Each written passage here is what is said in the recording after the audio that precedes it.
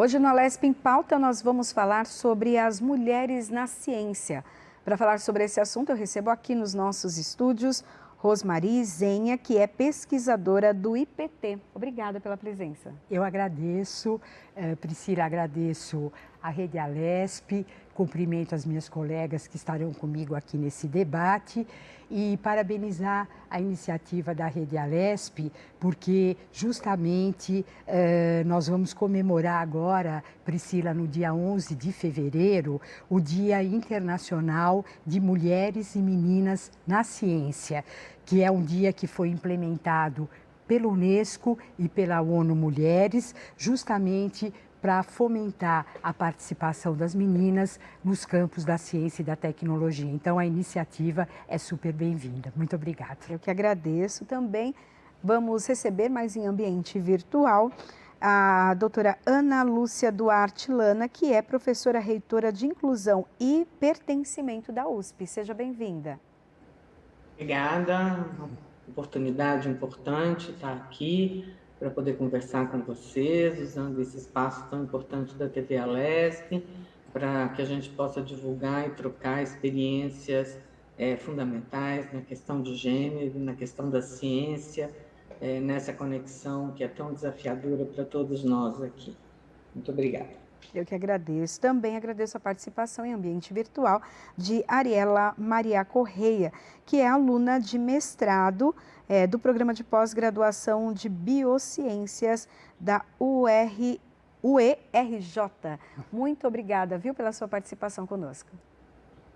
Nossa, eu que agradeço o convite da TV Alesp para poder estar compartilhando um pouquinho de um assunto que eu venho estando envolvida desde 2019, que assim como a nossa colega Rosemary começou a comentar, o dia 11 de fevereiro, ele é uma data extremamente importante para todas as mulheres e meninas da ciência, e eu faço parte do programa Mulheres e Meninas na Ciência da Fiocruz. E a gente começou a realizar diversas imersões no verão desde 2019. A gente começou com a divulgação em 2019 e em 2020 a gente já teve o primeiro encontro presencial com as meninas. Então vai ser um prazer estar aqui com vocês compartilhando um pouquinho desse tema que é tão importante e tão relevante na nossa sociedade. Eu que agradeço. Bom, para começar então, Rosmary, fala um pouquinho para a gente sobre a mulher então, nesse lugar que por muito tempo foi ali predominantemente masculino. Como é uma mulher estar na questão, né, no espaço de pesquisa da ciência, tecnologia? Então, Priscila, veja bem, as áreas de ciência, tecnologia, engenharia e matemática, que em inglês são conhecidas pela sigla STEAM, S-T-E-M, todo mundo sabe o quanto elas são fundamentais para as economias de todos os países. No entanto, na maioria dos países, independentemente do seu desenvolvimento, não se alcançou o nível de igualdade de gênero nessas disciplinas. É ainda muito pequena a participação das mulheres nas chamadas áreas de ciências exatas ou ciências mais duras. Com certeza a professora Lana vai ter dados sobre isso, na medida que ela é dessa pró-reitoria, mas isso significa que, mesmo as mulheres tendo avançado muito nas áreas biológicas, hoje você tem muitas mulheres, temos inclusive uma colega aqui, né, que é da área biológica, na área médica, nas ciências humanas, onde isso já era uma presença importante, mas nessas áreas das ciências exatas, ciências mais duras, a participação ainda é muito pequena.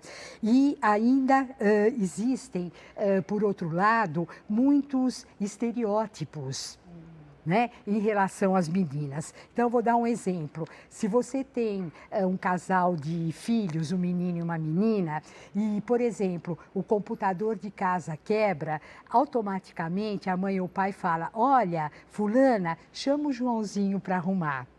Nunca é a menina que é incentivada a estar trabalhando com essa parte de elétrica, de engenharia. Então, tem muitos estereótipos. E mesmo assim, hoje, com o avanço da participação das mulheres nessas áreas mais de exatas, ainda assim, a possibilidade delas crescerem na hierarquia ainda é pequena. Elas geralmente não atingem cargos de governança, cargos de direção, que ainda ficam restritos aos homens, apesar delas estarem avançando. Então, veja, é um momento muito crítico e muito importante para nós podermos começar a pensar em ações objetivas que estimulem essas meninas a participarem dessas áreas, para que elas possam realmente, no futuro, terem uma presença mais marcante.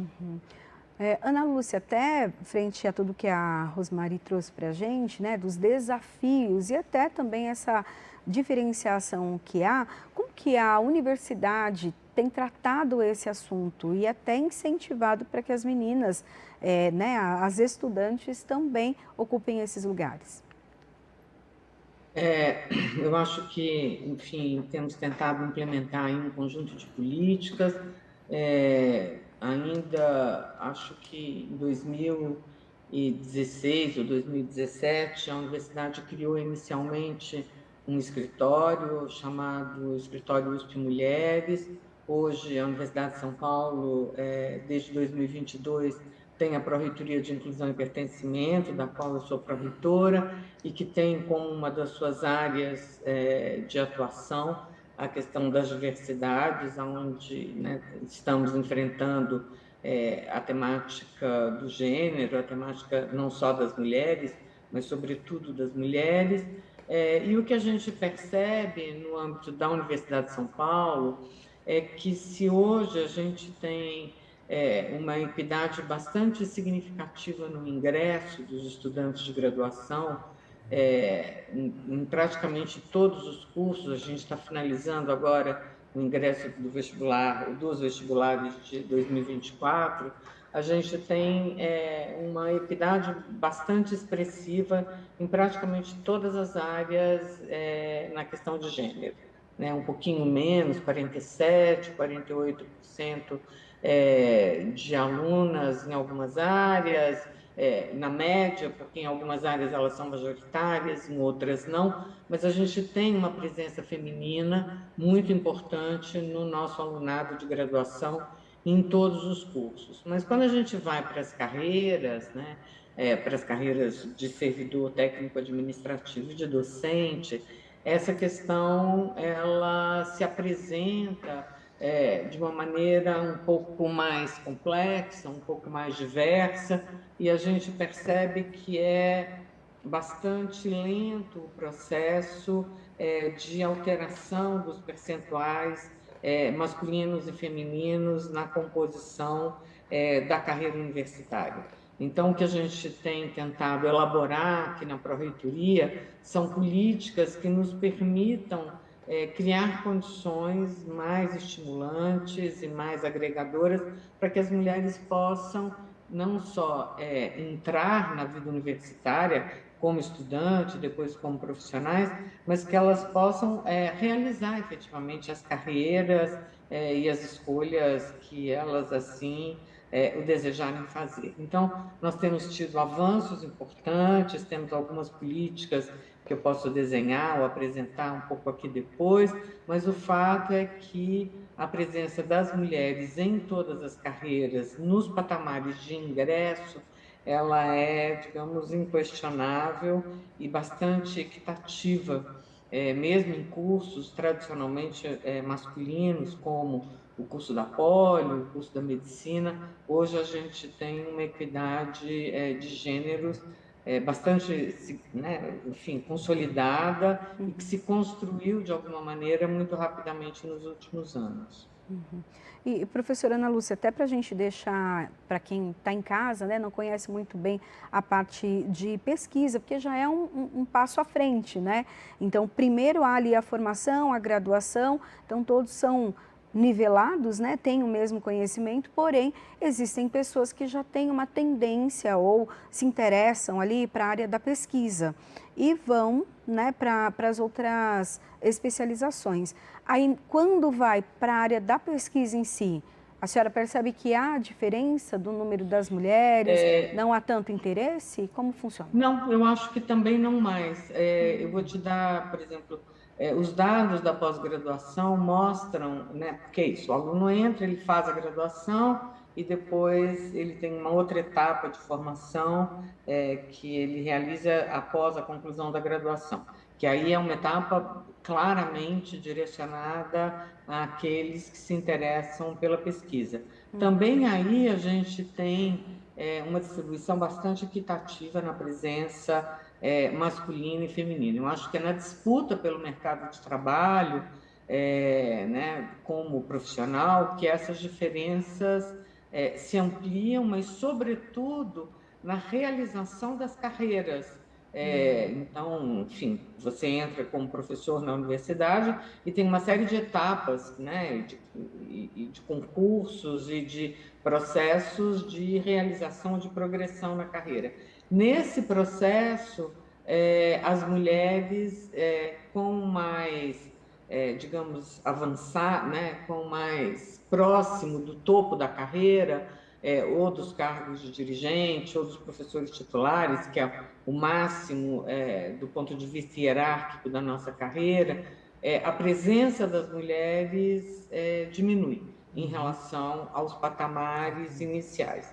Mas eu acho que tem coisas que são muito importantes. Essas mudanças são lentas, a carreira é lenta, a gente demora, né? A gente fica na universidade, sei lá, décadas, mas a gente tem algumas iniciativas que são muito importantes. Os nossos alunos de graduação, e eu espero estar respondendo a sua pergunta, uma parte muito expressiva dos nossos alunos de graduação aqui na USP, eles também realizam atividades de pesquisa e atividades de extensão. A universidade né, envolve os seus alunos desde o primeiro ano de curso, na verdade, nos seus muitos laboratórios de pesquisa, nas suas muitas atividades que articulam o que o aluno está aprendendo na sala de aula com a realização da pesquisa. Isso é uma característica da USP, é uma característica que faz da USP uma universidade, e uma universidade tão importante quanto ela tem demonstrado aí ao longo da sua existência.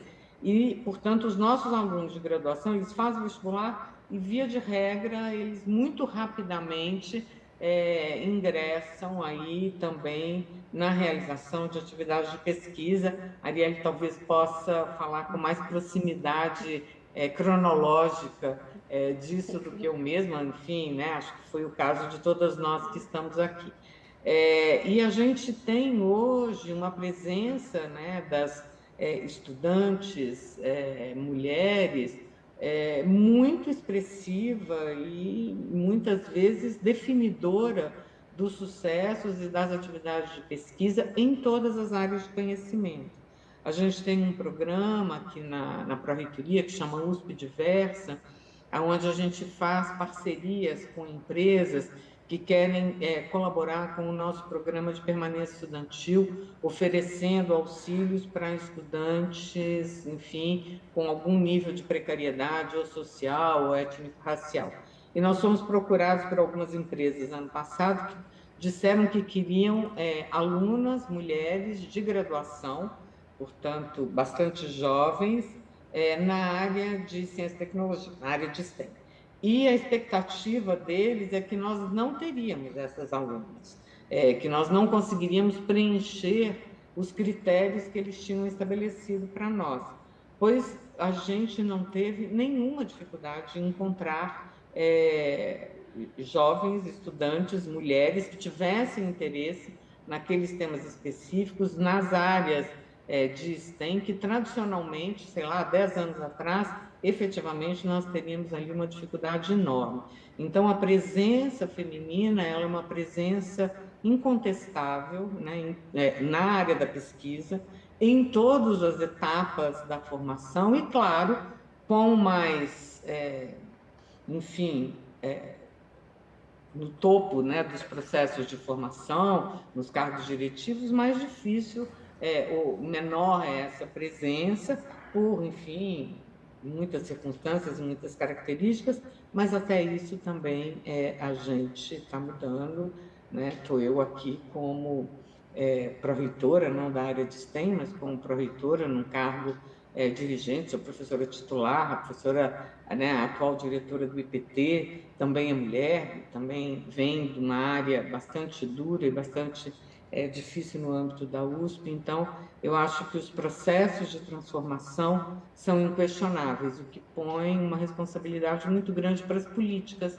que a gente tem que implementar para garantir que esse processo efetivamente se concretize com menos preconceito, porque nem sempre a presença das mulheres significa ausência de preconceito, ou ausência das exclusões, né? Então, essa é uma luta e uma disputa política muito importante que a gente tem que travar no cotidiano, mas eu sou muito otimista em relação aos resultados das nossas lutas e das nossas disputas nesse território tão masculino.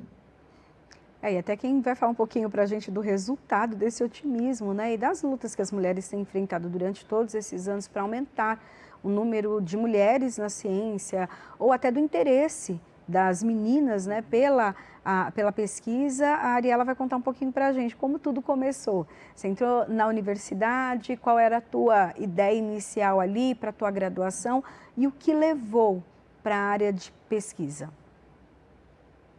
Isso é uma pergunta ótima, porque eu entrei na pesquisa antes da graduação. Aqui no Rio, na Fiocruz, Rio de Janeiro, e até nas outras unidades da Fiocruz atualmente, nós temos o que chamamos de Programa de Vocação Científica. O Programa de Vocação Científica, ele é um programa voltado para alunos de ensino médio que têm o interesse de ter experiência em um laboratório de pesquisa.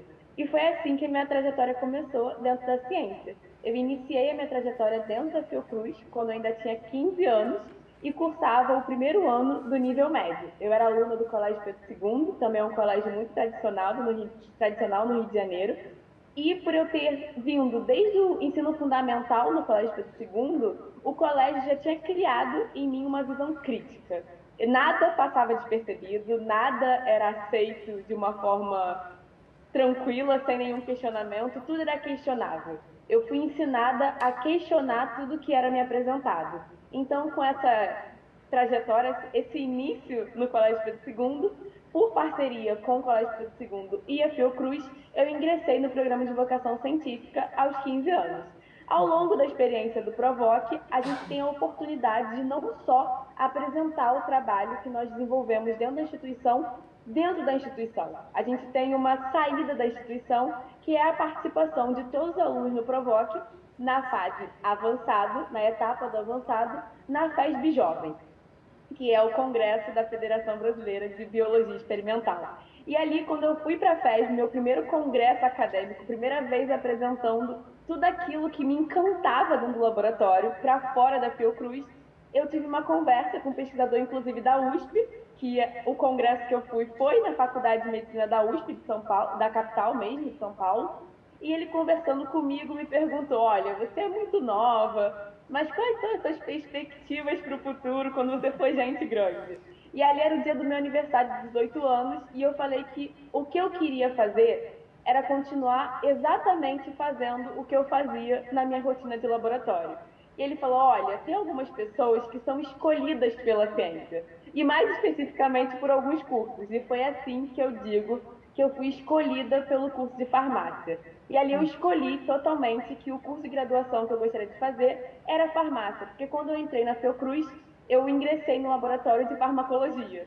E aquilo era o que me fazia me sentir realizada. E naquele primeiro contato com a pesquisa, foi a primeira vez que eu me senti realizada não somente enquanto estudante, mas também enquanto profissional e enquanto pessoa. E era essa realização completa nos 3 eixos principais da minha vida que eu queria permanecer. Então, naquele mesmo ano, eu prestei o vestibular para a UFRJ e passei em segundo lugar para o curso de farmácia. Quando eu anunciei para o laboratório a minha aprovação em farmácia da UFRJ, a minha orientadora, por eu já ter tido a experiência como Provoc, eu já recebi a bolsa do CNPq de iniciação científica júnior, eu tinha autorização, eu estava habilitada para conquistar uma bolsa balcão do CNPq. Não era um programa institucional, mas era uma balcão, era a bolsa de confiança que o CNPq tem em relação a pesquisador e a alunos novos. E ali eu já emendei tudo. Eu, ao longo de toda a minha graduação, eu realizei o estágio de iniciação científica, passei por diferentes projetos, não me limitei a um único projeto. Então, isso tudo foi ampliando cada vez mais a minha visão em relação à pesquisa. Naquele momento, a aluna Ariela, que se formava enquanto farmacêutica, já tinha certeza de que a pesquisa não era apenas a pesquisa de bancada. O fazer ciência ia muito além da bancada. O fazer ciência era a ciência em si, na produção do conhecimento, mas também compartilhar o seu conhecimento. E compartilhar conhecimento através do ensino e da extensão. E desde então, durante a pandemia, eu estava no momento de pandemia, nós tivemos que nos recolher dentro dos nossos lares, eu comecei a desenvolver a minha parte da educação e de extensão. E me envolvi não somente em monitorias, em programas de monitorias, mas também em programas de extensão com páginas de divulgação científica no Instagram, que foi desenvolvido por mim e pela minha orientadora, que é o Dado Científico, onde a gente decidiu compartilhar ciência de forma a prestar um serviço para a sociedade.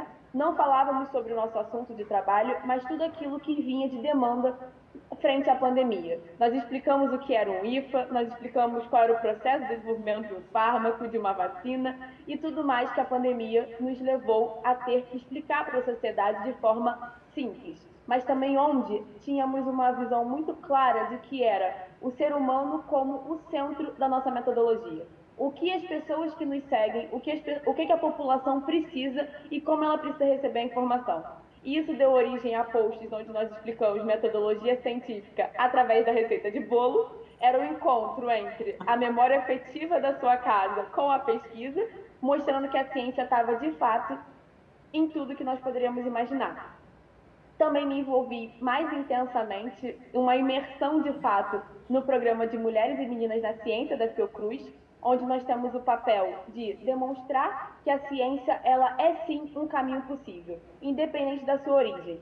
E isso nos leva a uma frase que eu gosto muito, que é a da Sally Ride, onde ela disse que as meninas precisam ver modelos de comportamento em qualquer carreira que escolham, apenas para que elas possam se imaginar fazendo aqueles trabalhos um dia. Afinal de contas, você não pode ser aquilo que você não pode ver. Então, essa ideia do ver para ser veio muito intenso na minha vida.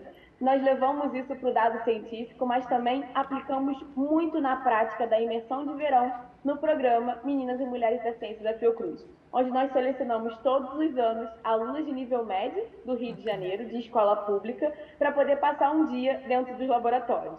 E ali a gente tem uma troca, a gente mostra para a sociedade, a gente mostra principalmente para as meninas que a ciência não precisa estar no pedestal, a ciência está de igual para igual. Com toda certeza, tem uma cientista dentro do seu laboratório ou dentro do seu campo de pesquisa, dentro da biblioteca, seja onde for o fazer ciência dessa pesquisadora, que você possa se identificar. É a identificação, é você ver, enquanto menina, que um dia você pode ser aquela mulher cientista. Isso passou pela minha vida ao longo de 3 anos do Provoc e eu tento promover cada vez mais esse encontro das meninas com a ciência. E aquela coisa, se você não gostou de fazer ciência, se você não gostou disso, tudo bem, porque você também precisa ter o direito de saber aquilo que você não quer. Passada a pandemia, eu me formei na UFRJ e estava totalmente envolvida com a educação, com a ciência, com a divulgação científica, com o de fato, o id do conhecimento e o fazer do conhecimento. Emendei no mestrado, assim que eu concluí a graduação eu tive que pedir colação de grau especial, porque eu já estava aprovada no mestrado da UERJ, e lá eu faço também a minha pesquisa de bancada, mas não somente isso. Me coloco como porta-voz e inspiração de meninas na ciência. Estão envolvida não somente no programa Meninas e Mulheres na Ciência, mas também meninas negras na ciência da Fiocruz, que é um projeto do Museu da Vida, junto com a Casa de Oswaldo Cruz. Então, nesse fazer ciência é aquele encontro, é você se colocar no lugar daquela menina que um dia você já foi. Com toda certeza, toda pesquisadora é hoje uma pesquisadora, porque algum dia a menina que habitou nela teve a curiosidade de ousar em sonhar, de estar ali onde ninguém imaginava que poderia estar. E essa é um pouco da minha trajetória. Eu também queria completar um pouquinho a fala da Ana Lúcia, porque tem alguns dados que eu acho extremamente importantes. Eu achei incrível a fala dela, que é exatamente isso. Alguns dados que foram feitos a partir de análise por pesquisadores da Unicamp revelaram que os dados do CNPq mostram que em 2015 as meninas que ingressavam na iniciação científica na graduação eram a maioria, em número absoluto. De fato, o início da pesquisa, a base da ciência, é de mulheres. As mulheres já são a maioria. Entretanto, como a professora Ana Lúcia já pontuou muito bem, quando a gente chega no ápice da pirâmide, que é bolsista de produtividade, colocando a realidade do CNPq, nós temos uma disparidade enorme. Parece que as mulheres não conseguem, apesar delas virem com uma base muito forte na pirâmide, sendo a maioria, estando engajadas, a gente não consegue chegar lá em cima. Então é aquilo, também me coloco numa posição muito otimista, porque as meninas hoje que estão ingressando na ciência, juntamente com as mulheres que já estão na ciência, elas estão com muita força.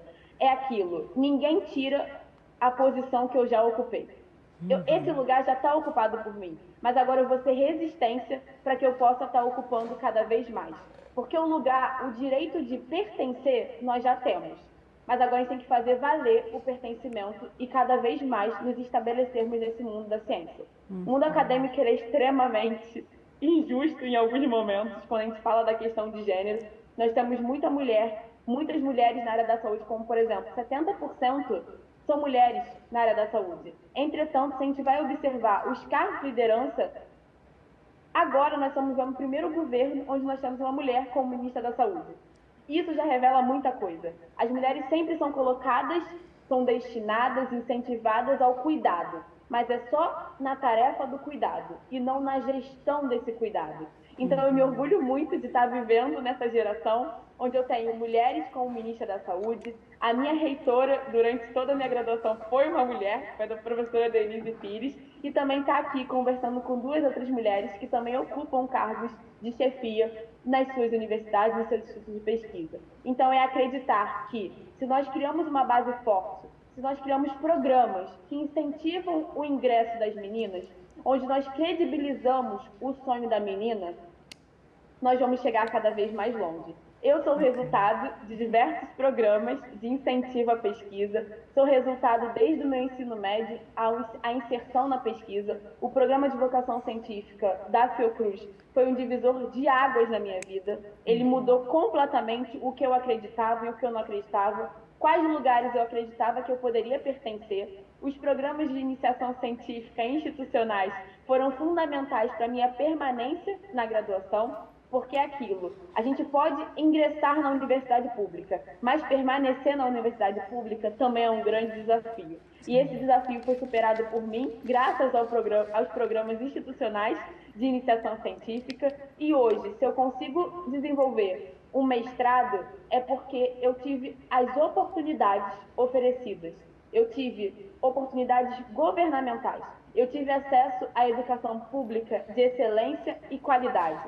Eu posso dizer hoje que a minha formação perpassou pelos principais centros de pesquisa, centros acadêmicos do nosso país.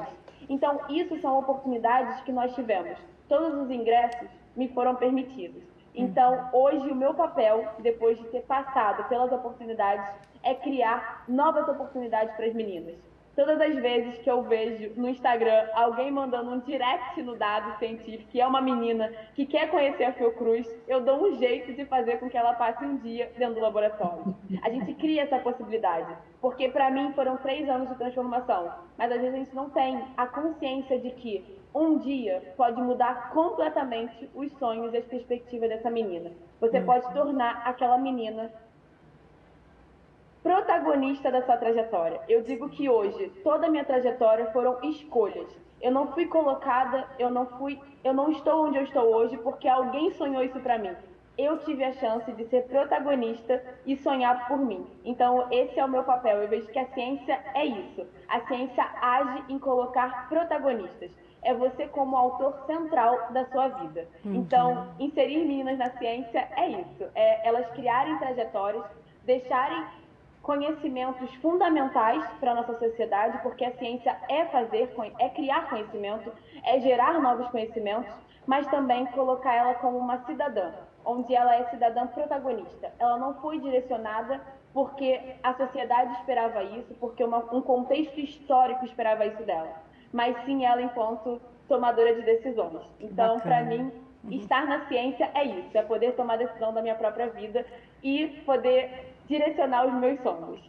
Bacana. Quantos anos você tem? Eu tenho 26.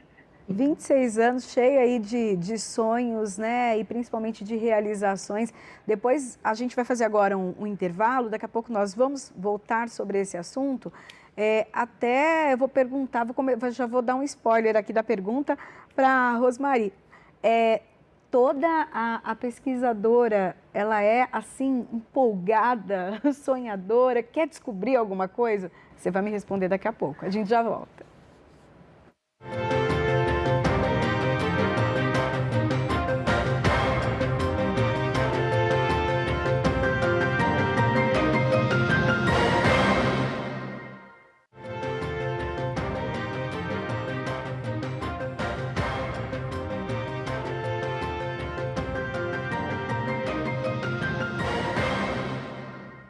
E de volta com a Lesp em Pauta, a gente continua o assunto que no dia 11 de fevereiro nós comemoramos o Dia Internacional das Mulheres e Meninas na Ciência. Estamos falando sobre esse assunto, eu recebo aqui nos nossos estúdios Rosmary Zenha, que é pesquisadora do IPT, também, mas em ambiente virtual, Ana Lúcia Duarte Lana, que é pró-reitora de Inclusão e Pertencimento da USP, e também a Ariela Maria Correa, que é aluna de mestrado da URJ e em colaboração também com a Fiocruz. Bom, a gente continua então essa conversa. A última pergunta que eu deixei no bloco anterior para você é: todo pesquisador, ele é entusiasta, precisa encontrar, né, alguma resposta, tem ali uma demanda apresentada, uma dúvida, e o pesquisador sempre quer conseguir ali a resposta.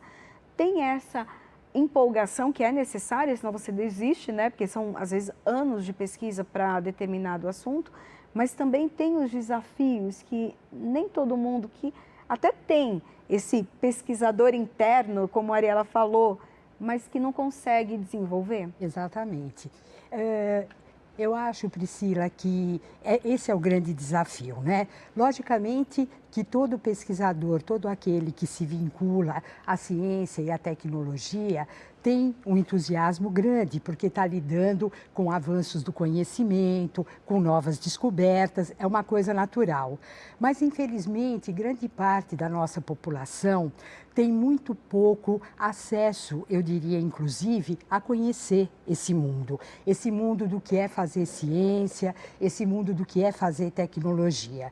E aí eu pego um gancho no que a Ariela colocou, da importância desses programas que a gente possa ter nas universidades e nos institutos públicos de pesquisa para trazer as meninas a conhecerem o que é o mundo da ciência, o que é o método científico, o que é você fazer novas descobertas.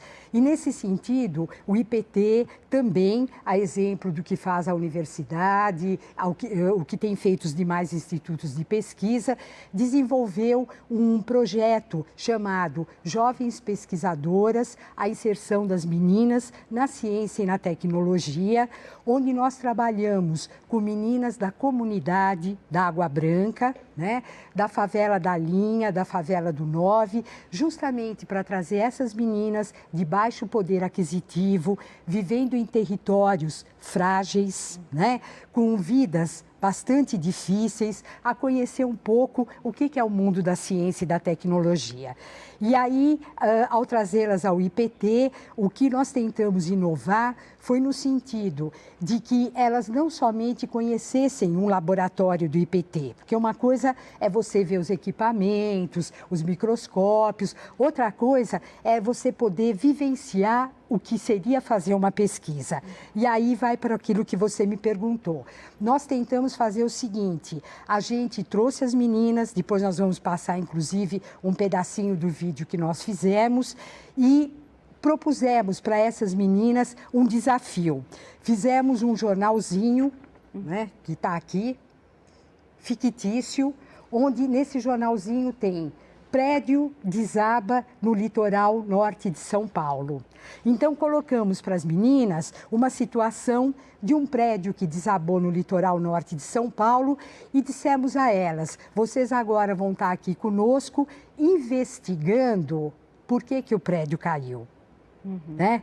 E colocamos todos os laboratórios de Química e de Física da área de materiais do IPT à disposição delas. E com a orientação das pesquisadoras mulheres, e aí eu volto a uma coisa que a Ariela colocou que é muito importante, o modelo, né? Elas terem um modelo de mulheres que são pesquisadoras. Elas receberam um jaleco, escrito Jovens Pesquisadoras, receberam uma apostila, receberam um material e passaram a investigar conosco por que o prédio desabou. Será que foi um erro de projeto? Será que foi um problema da mistura dos materiais? Será que foi algum problema químico? E com isso elas foram passando nos vários laboratórios e equipamentos do IPT. Passaram nos microscópios eletrônicos, passaram na mistura, fizeram com a pá a mistura dos materiais e ao chegar ao final, a questão que se colocava é, vocês descobriram por que o prédio caiu? Né? E depois de passarem um dia e meio investigando nos equipamentos, nos microscópios, o que poderia ter acontecido, elas chegaram ao veredito. Tinha sido usado na mistura areia de praia. Né? E como é que elas descobriram que era areia de praia? Ao olhar no microscópio eletrônico os tipos de materiais que tinham, perceberam que havia um tipo que era areia de praia. E isso fez com que a argamassa ficasse numa situação precária e o prédio desabou. Então, veja, o que nós tentamos fazer foi tentar mostrar para elas o que é o método científico. O método científico talvez seja um dos caminhos mais bonitos para você conhecer a natureza, para você saber como a natureza funciona, como é que funcionam as descobertas e elas poderem se envolver com isso.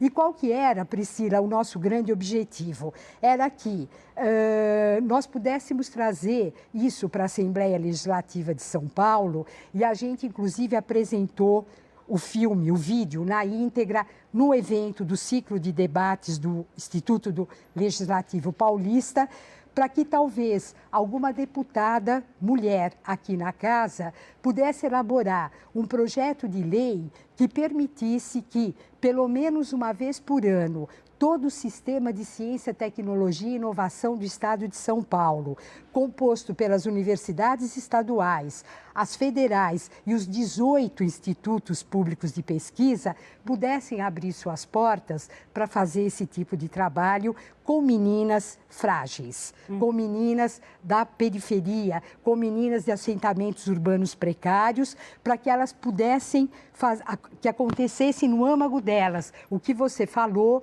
e o que aconteceu com a Arielle, que é despertar esse entusiasmo, esse espírito de busca, esse espírito de poder desenvolver ciência e tecnologia. Então, nós estamos aí na esperança de que possamos, que a Assembleia Legislativa se una nessa bandeira junto conosco para criar uma forma institucional de que as instituições públicas de pesquisa permitam esse tipo de trabalho no âmago dos seus territórios e das suas instalações laboratoriais. O que você percebeu como resultado desse trabalho? Com certeza ali já deu para perceber, né? Algumas meninas que têm realmente a pesquisa dentro de si. E o que dá para fazer depois disso? Um encaminhamento? Pois é. orientar? Aí é que tá o grande desafio, porque qual que era a nossa esperança? A gente precisa ter, na verdade, Priscila, políticas públicas ligadas a isso, né? Porque senão não adianta nada você desenvolver e despertar esse espírito tão importante, como bem a Ariela colocou, e não ter mecanismos para depois mantê-las. Mecanismos tais como bolsas de ajuda de custo, bolsas que permitam a essas meninas a estarem fazendo estágios nessas instituições de pesquisa. Porque, por exemplo, nós não poderíamos ter no IPT, eu falo que é o meu instituto, bolsas para que essas meninas que saíram dessa oficina, dessa vivência laboratorial, pudessem estar conosco um período maior, junto até no contraturno das suas escolas, bolsas que pudessem dar uma ajuda de custo para elas poderem se deslocar. Elas moram numa favela, né? Para poderem chegar ao IPT, para poderem estar ali conosco, então se alimentarem. Então eu acho que é isso, Priscila, que a Assembleia Legislativa precisa refletir, né? Nos ajudar a definir essas políticas públicas, que é uma coisa que nós por nós mesmos, individualmente e mesmo institucionalmente, nem a universidade, nem o IPT, podemos estar fazendo isso no âmago das nossas instituições, mas isso não significa que vai se tornar uma política pública para todo o estado de São Paulo. Então, é esse o apoio e o compromisso que a gente acha que nós poderíamos estar contando junto à Assembleia Legislativa aqui do nosso estado. Bom, nós vamos aproveitar então para assistir um vídeo, né, que mostra um trechinho então, desse momento que foi tão especial para a pesquisa.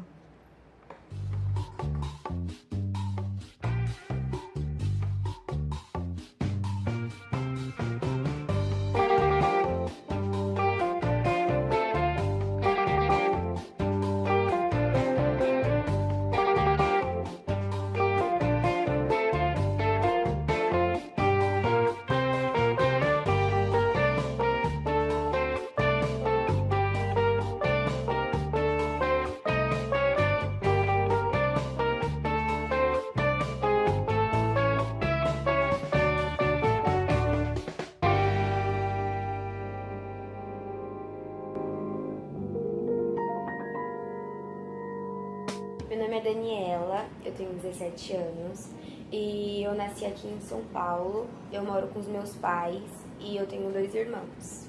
Bom, eu sou a Thaís, tenho 17 anos e eu estudo no Boa Nova. Eu gosto muito do silêncio, odeio barulho. E também gente que fala coisas desnecessárias, nada a ver sobre futebol. Eu não gosto de futebol. E nem de cerveja, tem um cheiro horrível. Eu durmo muito, gosto de tomar banho e fazer yoga, para ficar tranquilo. E também gosto de usar creme, para fazer massagem. E gosto de filme de Kung Fu, que é legal. Eu lembro quando eu era criança e fazia artes marciais, mas eu não faço mais. Minha mãe fala que isso não é coisa de mulher. Olá a todos, eu sou a Daniela e tenho 15 anos. Primeiro eu acordo e eu me arrumo para ir pro Dilermando. Aí depois, acho que 11h45, eu acho que eu estou no CCA.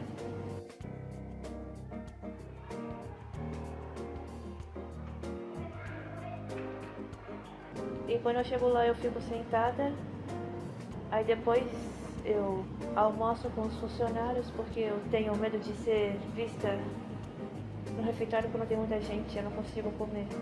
Aí depois que eu almoço, eu fico no salão, sentada de novo.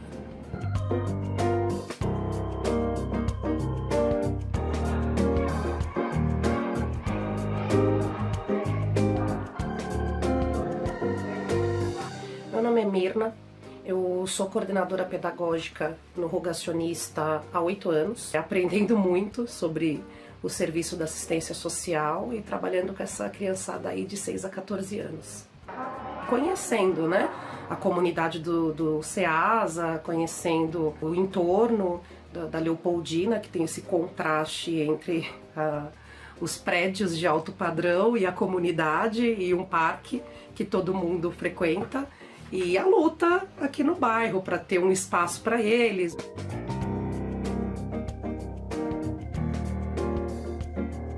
Mas a minha expectativa é elas terem aí o conhecimento e matar um pouco aí essa curiosidade que elas estavam de conhecer o IPT. O projeto Jovens Pesquisadoras é um projeto social da FPT, a Fundação do IPT, e que tem por objetivo incentivar mulheres, meninas, nas áreas de ciências duras, as engenharias, matemáticas. No escopo desse projeto está trazendo algumas meninas selecionadas para virem aqui conhecer o nosso trabalho e fazer um dia de atividades de desvendar aí um problema científico comum. Que a ideia é trazer para elas como que é o pensamento científico. Então a gente vai trazer um estudo de caso, um caso hipotético, de um prédio que ruiu, e a gente vai investigar as hipóteses de possíveis causas que levaram esse prédio a ruir. Então a gente vai partir da abordagem científica que a gente faria naturalmente com a equipe, para investigar aspectos mecânicos, aspectos químicos, a parte de microscopia, para tentar entender como que esse prédio ruiu, por que ele ruiu e como que a gente pode comprovar cientificamente as causas desse acidente. Bom, instigar ali dentro, né, da menina também a possibilidade da pesquisadora, de surgir a pesquisadora, assim como a Ariela falou, né? Eu vou, até parabéns pelo trabalho, mas também chamar a Ana Lúcia para essa conversa, essa integração de instituições, universidades, as escolas. A Ariela falou que conheceu, né, a questão da pesquisa muito cedo, ali com 15 anos. Como conseguir fazer essa junção? Você já consegue perceber algumas parcerias, Ana Lúcia, até em relação a isso, de juntar mesmo todo mundo para poder encontrar e fortalecer o futuro das mulheres na ciência? Então, Priscila, eu acho que, enfim, a fala da Ariela é a fala que acho que todas nós gostaríamos de ouvir todos os dias, né? Quer dizer, não só uma fala empolgada, envolvente, cheia de projetos, mas resultado também de muitos programas e muitas possibilidades que alimentaram o entusiasmo, né? Quer dizer, que é dela, mas que foi possibilitado pelas instituições, nessa articulação entre aprender, ensinar, pesquisar, descobrir o mundo, afinal de contas, né? Eu acho que esse é o nosso sonho, é o meu sonho como instituição. Eu acho que a gente tem algumas iniciativas, o projeto do IPT, os projetos aos quais ela mesma se referiu em relação à Fiocruz, o CNPq, que é a Agência Nacional de Fomento, a FAPESP, que é a agência estadual, a própria Universidade de São Paulo, as outras universidades co-irmãs. A gente tem diversos projetos que oferecem essa possibilidade, não do encontro, mas de uma atividade mais sistemática mesmo, que a gente chama aí de pré-iniciação ou iniciação científica júnior, que é exatamente o entendimento de que a gente deve mobilizar essa curiosidade, né, pelo conhecimento, não especificamente pela ciência, mas pelo conhecimento, né, quando o aluno ainda, né, está, digamos, num processo primeiro de formação ali no ensino fundamental, no ensino médio. Esses são programas novos, eles não têm mais do que 10 anos, mas eles são programas muito importantes e que mostram uma dessas portas, uma dessas conexões da universidade ou das instituições de pesquisa com outras redes de formação, com outras redes de escola, com outros momentos pré-universitários. Eu acho esses programas maravilhosos e eles têm resultado em muitas possibilidades. Nós mesmos aqui na USP, mas as outras universidades, a Unicamp e a Unesp, têm inclusive aberto vagas no vestibular exclusivamente para estudantes que venham se destacando, né, num interesse, enfim, reconhecido por N critérios, formulando isso que a Rosmarie falou de políticas públicas. Não é um ato voluntário, são políticas de formação imprescindíveis para um Estado e para um país que acredita no conhecimento como uma base fundamental para superar suas desigualdades. A desigualdade de gênero é uma, importantíssima, mas ela normalmente está associada a outras desigualdades, né? A desigualdade racial, a desigualdade social, e a gente tem que cuidar e tem que enfrentar isso, não como assistência, mas como política, né? Quer dizer, é um compromisso.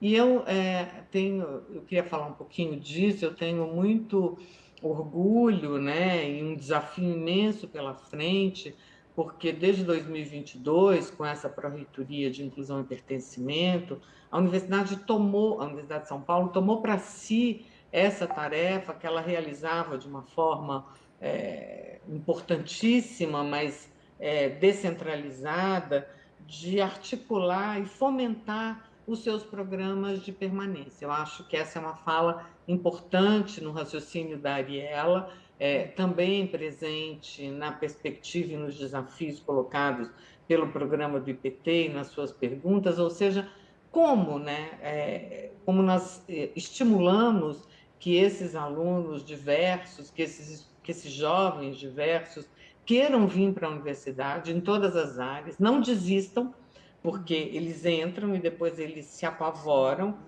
na área de ciência e tecnologia com a disciplina, né, mais, enfim, demandante de um conhecimento, ou na área de matemática, ou na área de cálculo, ou na área, né, de algum conhecimento básico que parece muito difícil e muito distante. Então, a gente tem que cuidar que esse aluno fique conosco, ou seja, já foi um processo muito grande ele estar na universidade. A gente tem que garantir que ele fique conosco, que ele não desista, portanto, a permanência é tão importante quanto a inclusão, por isso, né, a Pró-Reitoria fazendo aqui essa articulação, a trajetória da Ariela mostra isso como desafio, e a gente tem que criar muitos programas e muitas ações comuns para que a gente possa, através do ensino, da pesquisa e das atividades de extensão, continuar estimulando os nossos estudantes para que a Ariela seja a regra. Né? Eu acho que esse é o nosso desejo. Seja a regra como superação, seja a regra como construção e encontro de vocação, como permanência e como desenvolvimento de conhecimento, porque é óbvio que o conhecimento que esses jovens são capazes de produzir a partir de origens, de situações e de desafios tão plurais e tão diversos, ele vai ser diferente, ele vai ser estimulante, ele vai nos levar a outras perspectivas. Então, eu acho que a universidade hoje e a Pró-Reitoria, eu acho que tem um papel importante, mas é um desafio da universidade, que é uma universidade do Estado de São Paulo, diga-se de passagem, é isso que a gente tem chamado de produzir diversidade e excelência, ou seja, introduzir, né, mulheres, mulheres negras, mulheres pobres, mulheres negras e pobres, mulheres brancas, enfim, essa pluralidade ela fará da universidade um lugar mais estimulante, mais desafiador do que ele já é, capaz de produzir coisas que nós não pensávamos possíveis, questionar conhecimentos que a gente tem que pareciam imutáveis, porque nós acreditamos, né, que esse elan, esse desejo de ver o mundo, né, aqui expresso nessa trajetória, que é individual, mas não é única, ainda bem, ela nos desafia e nos potencializa, né? Então, eu acho que a Universidade de São Paulo tem feito programas importantes para isso. A gente tem hoje um programa de permanência estudantil enorme na USP, é o maior programa de permanência estudantil que existe no Brasil. A gente atende 15 mil estudantes, e exatamente o desafio é garantir que esses estudantes diversos, essas meninas, inclusive, não é direcionado para mulheres, mas como elas são a maioria no ingresso, elas também são fortemente beneficiadas com isso, que eles fiquem, que eles não desistam dessa trajetória, que é muito difícil. como todas as trajetórias qualificadas são muito difíceis, né? Então, a gente tem que criar as condições, os estímulos. São muitos os programas, são muitos os projetos realizados em todas as unidades da universidade, né? Fazendo essas parcerias dentro e fora, antes e depois, com a empresa, com a instituição pública. Isso não é suficiente ainda, a gente tem que fazer mais, mas eu acho que a gente já faz muito mais do que fazíamos, né? E a gente não faz mais na chave do talento excepcional, mas a gente faz na perspectiva da política pública. E eu acho que é isso que vai construir, e está, não é que vai, está construindo uma diferença enorme que no ingresso é inquestionável e será inquestionável nos concursos de doutorado, de docência, de titulatura, de pesquisador do CNPq, que tantas Arielas farão e fazem cada vez mais entre nós, e é essa a nossa aposta. E é esse o meu projeto, é o meu sonho. Eu acho que ele é possível. Bom, nós estamos aí já com o nosso programa apertadinho de horário, mas eu não posso deixar de perguntar para a Ariela que... Ariela, você estudou em escola pública e ter ali o incentivo à pesquisa mudou até a sua percepção em relação à escola? Porque tem muita gente que acha, não, a escola é chata, só tem que cumprir ali a obrigação e fazer prova, mas na verdade a escola seria o lugar de aprendizado, né, de descobrir o mundo. Mas quando você tem a pesquisa ali, isso acho que deixa mais gostoso, né? Sim, eu ingressei na escola pública, eu estudei no Colégio Federal. Tem muita gente que tem muitas críticas, eu sei que existem muitas críticas ao falar que vem de uma escola pública, colocando a realidade de um colégio Pedro II, que é um colégio federal, que nós temos acesso, nós temos uma qualidade inquestionável de ensino, é um ensino de excelência, é um ensino público de excelência. Eu entendo que eu ingressei no colégio público dentro de uma bolha, mas também a história a minha trajetória no Pedro II é um pouco diferente, porque eu ingressei na unidade de Realengo. E eu fui a primeira turma de ensino fundamental da unidade do Colégio Pedro II em Realengo. Porque até então era um projeto que ninguém acreditava, houve-se muitos rumores no Rio de Janeiro que uma unidade do Colégio Pedro II na Zona Oeste iria decair com a qualidade, mas mesmo assim foi um projeto de lei, foi um projeto no governo Lula. Ele fez toda a demanda, permitiu a construção do colégio. O Colégio Pedro II de Realengo ele iniciou dentro da Igreja Católica da praça do bairro. Então, assim, nós ocupávamos salas nos fundos da Igreja Católica do bairro. E quando eu ingressei, eu fui a primeira turma de 7º ano do Colégio Pedro II. Entretanto, entrei no ano de 2010, onde já tinha sido fechado o pedido de livros. O planejamento do triênio já tinha sido fechado. E aquela coisa, nós tínhamos alunos do ensino fundamental que não tinham acesso a livro.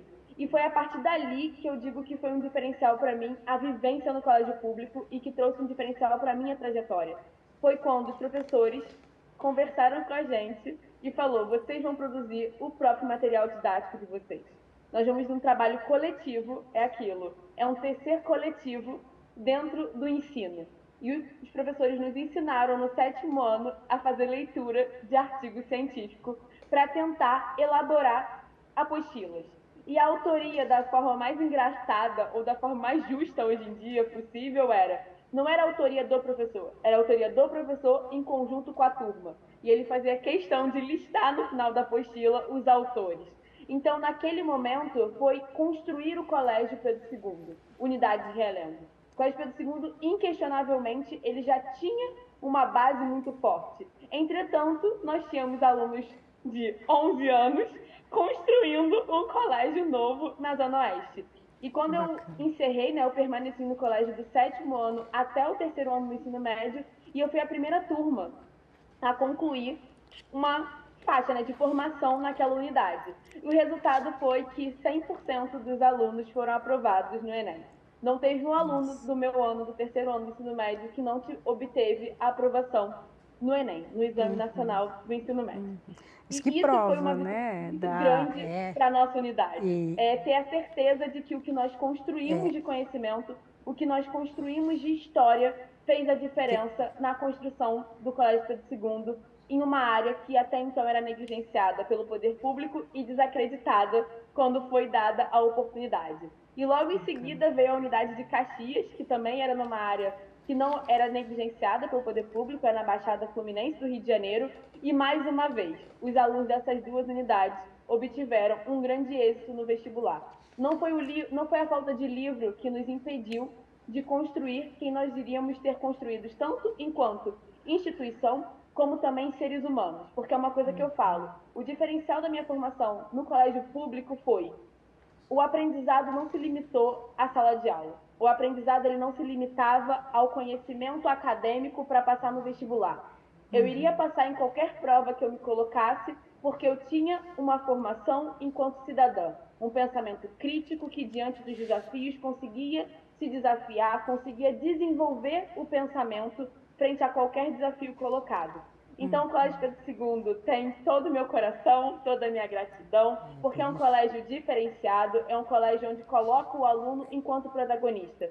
E até uma coisa que eu falo, e tem muito na minha fala, muito na minha trajetória, é a relação horizontal entre aluno e professor.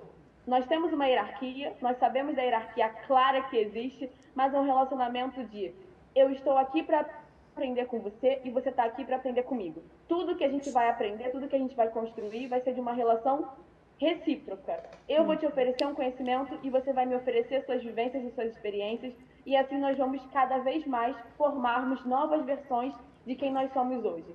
Eu aprendi dentro do colégio público, dentro do Pedro II, as minhas versões. Eu poderia florescer onde quer que eu quisesse, se houvesse o incentivo e o direcionamento. Porque a vida é isso, é incentivo e direcionamento.